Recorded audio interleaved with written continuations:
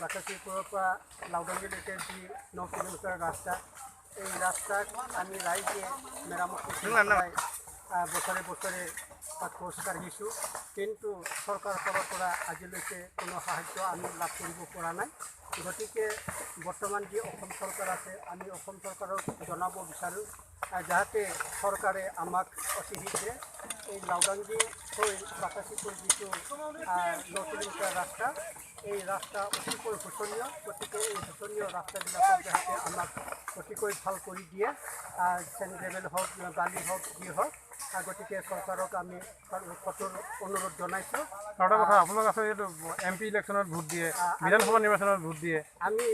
আমি বৰ্তমান আমাৰ ঢেকিয়াজুলি যিটো সমষ্টিৰ অশোক সিংহল ডাঙৰীয়া, এখেতক আমি ভোট দিছোঁ। ভোট দিলেও কিন্তু এখেতে আমাক কোনো সাহায্য দিয়া নাই।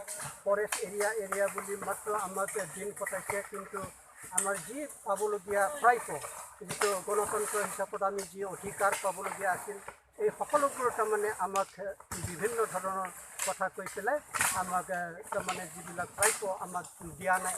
গতিকে আমি চৰকাৰক জনাইছোঁ আৰু গড় কাছানী মন্ত্ৰী এখেত ডাঙৰীয়াসকলক কৈছোঁ, অতি শীঘ্ৰে আমাৰ যিটো এই অসুবিধাজনক যিটো বেমাৰ নিবলৈ কিবা এটা যিকোনো অহা যোৱা যাতায়াতৰ বিষয়ে ইমান অসুবিধা হৈ আছে।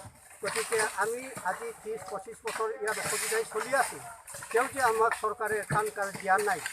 কিন্তু আজি সাংবাদিক এখেতসকলে আমাৰ ওচৰত যি উপস্থিত হৈছে, এখেতসকলৰ মাধ্যমেৰে আমি চৰকাৰক জনাওঁ যে অতি শীঘ্ৰে আমাক এই 9 কিলোমিটাৰ ৰাস্তা, যিটো শোচনীয়, এই শোচনীয় ৰাস্তা তাৰমানে অতি শীঘ্ৰে চৰকাৰে যেন আমাক দৃষ্টিগোচৰ কৰে, ইয়াৰ বাবে চৰকাৰক আমি অনুৰোধ জনাওঁ। ৰাইজে নিজে শ্ৰমদান কৰিছে নেকি?